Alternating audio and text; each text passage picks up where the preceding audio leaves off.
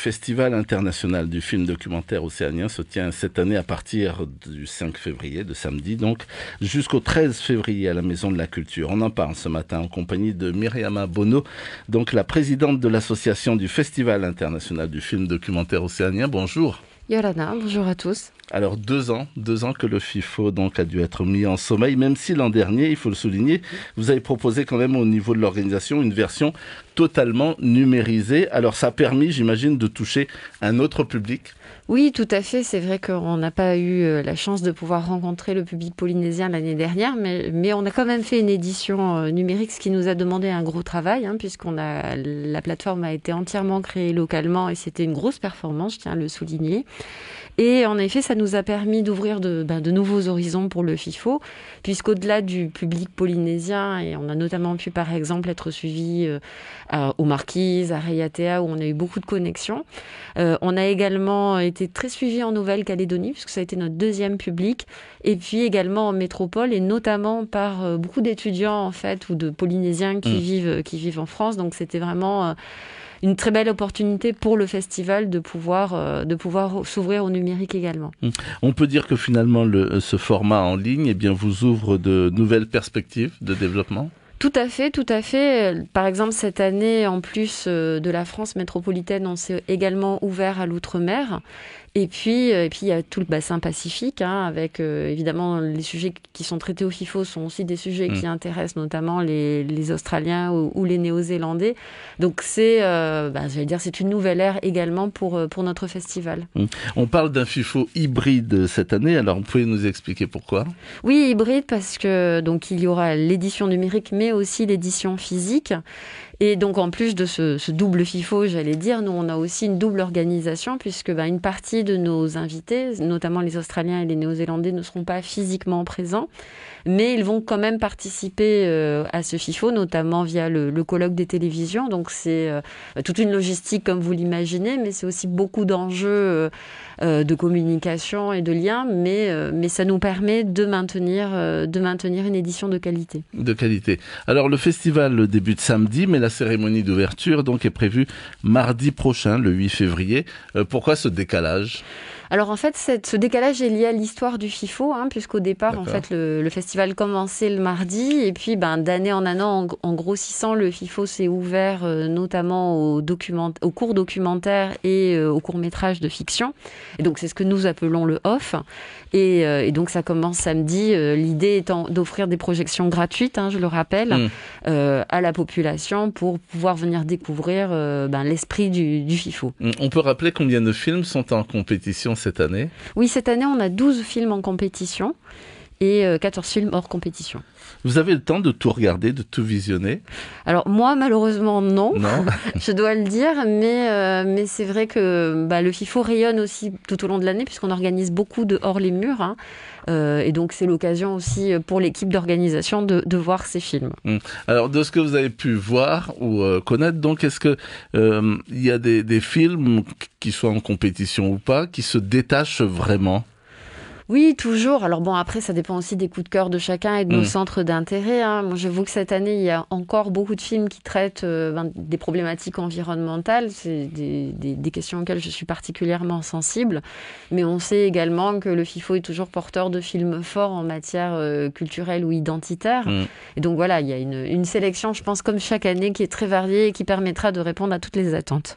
Alors, qui c'est qui fait cette sélection, justement ? Alors, c'est notre comité de présélection, historique, et puis chaque année on a de nouveaux membres qui s'ajoutent. On a notamment évidemment la chance d'avoir depuis le départ Michel Dechazeau qui fait partie de ce comité de présélection, Ina Sylvain également, bien connu de Polynésie Première, donc des professionnels, mais également des gens qui sont des fans du FIFO. Je pense notamment à Moana Broderson ou à Moana Teheiura, qui sont tous les deux des passionnés, des inconditionnels de la première heure du FIFO et qui ont intégré le comité de présélection.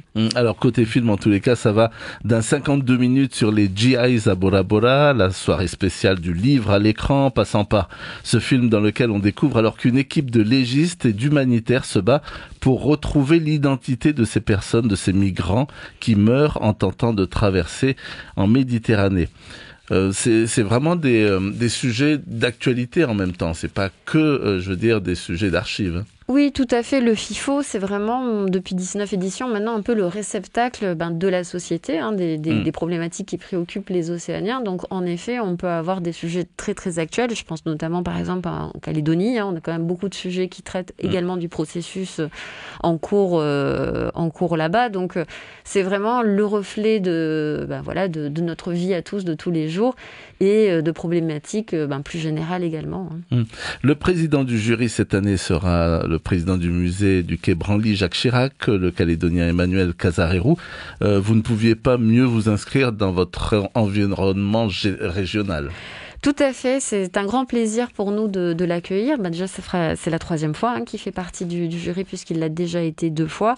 Et puis, on est aussi très heureux, évidemment, d'accueillir un Calédonien comme président du jury, puisque ça sera la première fois qu'un Océanien présidera notre jury. Et je ne doute absolument pas que ça apportera un regard nouveau.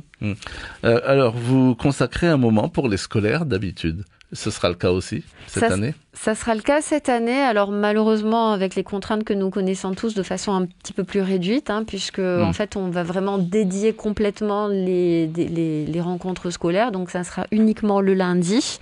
Mais comme l'année dernière, les enseignants peuvent aussi visionner le FIFO pendant le festival en classe. Je sais que notamment Rayatea, ce sont des choses qui se font. Et ensuite, durant toute l'année, nous irons, comme nous l'avons toujours fait, à la rencontre des scolaires pour pouvoir projeter les films du FIFO dans les écoles et dans les lycées, les collèges.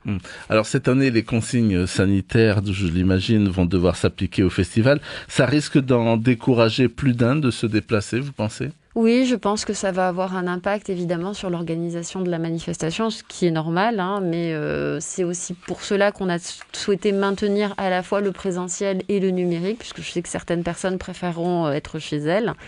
Et en même temps, voilà, on tenait aussi, en respectant évidemment les normes sanitaires, à pouvoir retrouver le public pour ceux qui veulent venir au FIFO. Voilà. Et donc, vous l'avez entendu, à partir du 8 février, donc nous serons la première manifestation culturelle, enfin la première manifestation du coup à être soumise à ce pass vaccinal.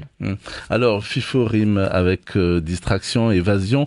Il y a aussi une dimension économique qui n'est pas négligeable. C'est l'un des rares événements, en tous les cas du Pacifique, à rassembler autant de professionnels, réalisateurs, producteurs, techniciens, etc. Alors, expliquez-nous de quelle manière vous jouez un rôle. Donc, le FIFO joue un rôle essentiel dans le développement du marché de l'audiovisuel océanien. Alors déjà, c'est l'occasion pour les réalisateurs et les producteurs de montrer leurs films, mais également de se faire connaître, puisque le fait d'être primé dans ce festival permet notamment d'être diffusé sur le réseau France Télévisions, donc ça n'est pas rien. Et puis, c'est aussi pour eux l'occasion, au travers des télévisions qui sont présentes au colloque des télévisions, de pouvoir rencontrer des possibles diffuseurs, alors que ce soit les diffuseurs locaux, mais aussi par exemple les Australiens ou les Néo-Zélandais. Et puis au sein du festival, d'ailleurs vous aurez noté que ça fait 3 ans maintenant qu'on a un programme professionnel qui est vraiment très étoffé avec beaucoup de masterclass. Donc on propose aux réalisateurs, aux producteurs, aux gens qui veulent s'essayer à l'audiovisuel de suivre des formations, de rencontrer des gens, et c'est aussi des projets derrière qui aboutissent, puisque on a beaucoup de films qui ont été primés au FIFO et qui sont nés vraiment pendant le festival. Donc voilà, plusieurs casquettes pour aider la filière audiovisuelle et notamment polynésienne. Et ça peut servir de tremplin pour des jeunes. Tout à fait. Je rappelle qu'on a eu pour un film marquisien un jeune réalisateur qui avait, lors de la remise des prix, il avait expliqué que c'était au FIFO qu'il avait pour la première fois de sa vie pris une caméra. Et pour nous, c'est une très belle histoire, une très belle récompense, d'encourager les jeunes polynésiens. Alors, Polynésie, la première partenaire de la première heure, proposera lundi une programmation spéciale FIFO à partir de 19h25, tout juste après le journal. Qu'est-ce qu'on pourra y voir ? Alors, je vous avoue que je ne sais pas. Nous non plus. Bon, voilà. Mais je ne doute pas que ce sera des documentaires de qualité, comme toujours. Vers la fin de l'année dernière, alors on va parler gros sous, vous avez sollicité une subvention de fonctionnement d'un montant de quoi ? 10 millions de francs, afin d'organiser donc d'abord ce festival. Vous avez eu gain de cause ? Oui, alors c'est une aide qui nous est accordée par le pays et elle est, je veux dire, elle n'a jamais été remise en cause jusqu'à présent, puisque bon, il faut le rappeler, un festival comme le nôtre demande aussi de l'aide publique, donc on est aidé par le pays, mais également par l'État, également d'ailleurs par nos autres partenaires. Donc c'est une grosse manifestation, mais je dois le dire et je les en remercie. Tous nos partenaires, que ce soit le pays ou les autres, n'ont pas failli à leur soutien malgré les difficultés que nous connaissons. Et donc, voilà, c'est aussi une des raisons pour lesquelles nous tenons vraiment à remplir toutes nos missions, ne serait-ce que pour honorer ce partenariat important. On peut le préciser, les films pourront être visionnés en ligne. Oui, tout à fait. Les films peuvent être visionnés en ligne et en présentiel. Donc, comme je disais, alors en fonction des films et des formats, ça peut être juste pour une journée ou pour toute la semaine du festival. Très bien. Alors, la remise des prix, ce sera le vendredi 11 février, c'est ça? Toujours à la Maison de la Culture. Vous avez prévu quelque chose de spécial ou pas cette année?